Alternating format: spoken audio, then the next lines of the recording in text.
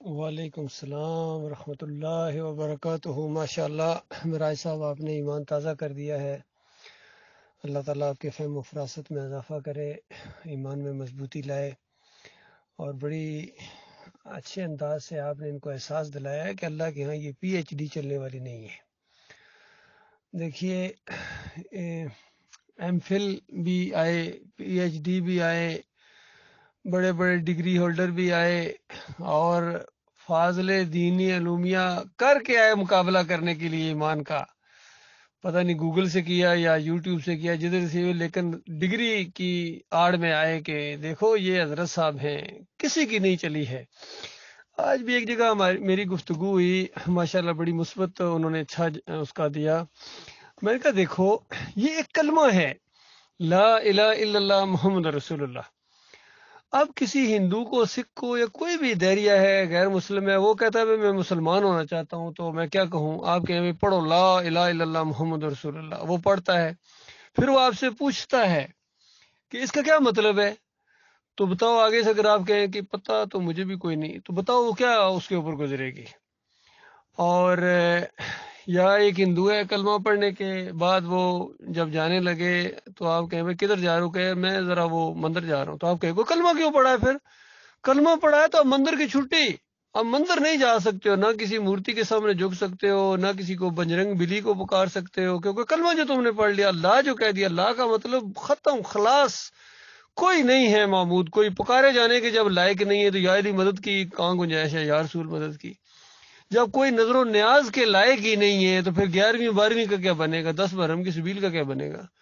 جب کوئی واسطے وسیلے کے لائق نہیں ہے تو پھر ان دعاؤں کی کیا حیثیت ہے کہ یا اللہ اپنے حبیب کے صدقے، پنجتن پاک کے صدقے، فلاں کے صدقے، بابا جی کے صدقے۔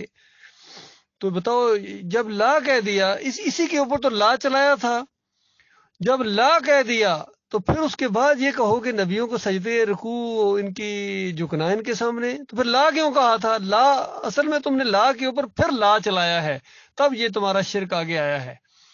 تو اس طریقے سے ذرا سا غور کرے انسان سمجھ سکتا ہے کہ جب یہ ایمان عقیدے کی بات جب بالکل صاف ہو گئی تو جو بد عقیدہ گزرے ان کے ساتھ تمہارا تعلق کیوں ہے؟ اصل میں ان کو شرک کے ساتھ تعلق ہے، ان کو بغض ہے اللہ کے ساتھ، ایمان کے ساتھ، توحید کے ساتھ ان کو بغض ہے، اور جب بھی توحید بیان کی جائے طاغوت کے پجاری یہ حرکت میں آ جاتے ہیں۔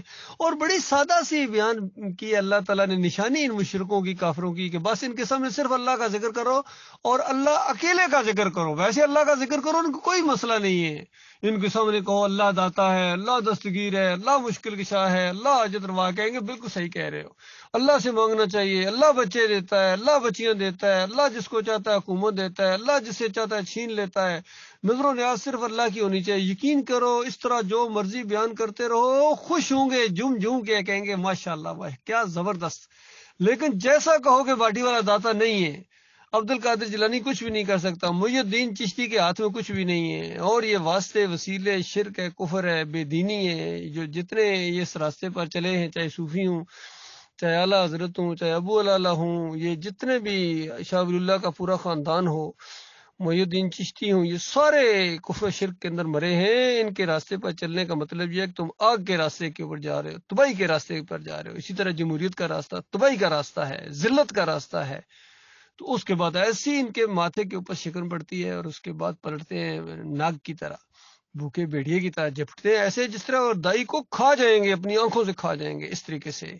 تو ایسے موقع کے اوپر مالک نے جواب دیا ہے کہ ان کو ذرا جواب دیجئے، ایک اور آگ بھی ہے۔ آج اگر آگ لگ گئی ہے پیٹوں کے اندر، سینوں کے اندر آگ لگ گئی ہے توحید کی بات سن کے، رد شرک اور تمہارے اکابرین کی جب کھال اتاری جا رہی ہے تو تمہیں آگ لگ گئی ہے، ایک اور آگ بھی ہے، اس کا نام النار ہے، النار، جس کے اندر تمہیں جانا پڑے گا۔ مالک فرماتا بتا دو ان کو، اگر آج آگ لگی ہے تو ایک آگ آگے بھی ہے، اس کے اندر تمہیں جانا پڑے گا اپنے اکابرین کے ساتھ، اپنے بیوی بچوں سمیت، تم اپنے ان مورتیوں، ان مندروں، اور مزاروں سمیت جہنم کی آگ کا ایندھن بنو گے۔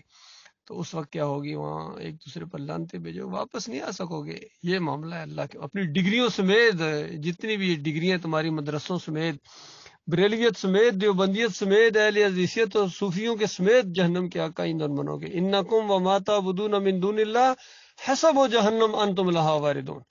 کہ تم بالکل جہنم کا ایندھن بنو گے، جن جن لوگوں نے تمہیں اس راستے کے اوپر چلایا سارے جاؤ گے۔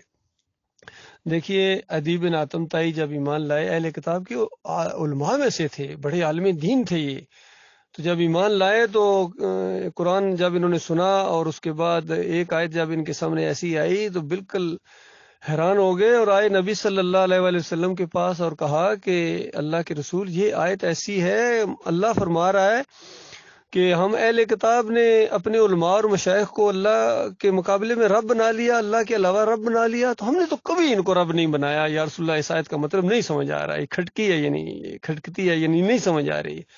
تو نبی صلی اللہ علیہ وآلہ وسلم نے تشریف فرمائی کہ عدی، کیا ایسا نہیں ہوتا تھا کہ اللہ کی کتاب حلال قرار دے کسی چیز کو اور تمہارے علماء حرام قرار دیں، یا اللہ کی کتاب حرام قرار دے اور تمہارے علماء اور مشائخ اس کو حلال قرار دیں، تو کس کی بات مانتے تھے؟ فتویٰ کس کا چلتا تھا؟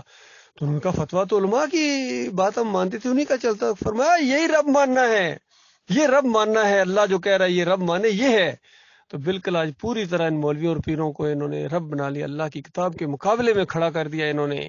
اللہ کی کتاب کہے کہ انسان سارے آدم کی اولاد ہیں اور انسانوں ہی میں سے جس کو چاہے نبی بنایا ہے، پھر انبیاء کے درجے ہیں، کتابیں اتاری، کہتے نہیں بھائی انبیاء کو انسان کہتے ہو، بشر کہتے ہو، وہ تو اللہ کی ذات کے ٹکڑے ہیں، وہ تو کوئی کہتا ہے بیٹے ہیں، کوئی کہتا ہے ذات کے ٹکڑے ہیں۔ اس طریقے سے انہوں نے اللہ کی کتاب کو پیچھے کر دیا، اپنے اکابرین کو آگے کر دیا۔ اسی طرح پکاروں کا مسئلہ ہے، کہو کہ پہلے صفحے سے اس پکار کا رد ہے، اللہ کے علاوہ کسی اور کی پکاریں، یا علی مدد، یا رسول مدد، یا ابراہیم کسنی، یا حبل بابا، لات بابا، منات بابا، وز سوا، یا اس یا اور نہ کر، ان سب کی رد ہے یہ پکاریں۔ حیران ہو کے انگلی منہ میں دبائیں گے، اچھا ہمارے اعلیٰ حضرت نہیں جانتے تھے، خادم حسین رضوی نہیں جانتے تھے، طاہر قادری نہیں جانتے ہیں، تم زیادہ جان گئے ہو۔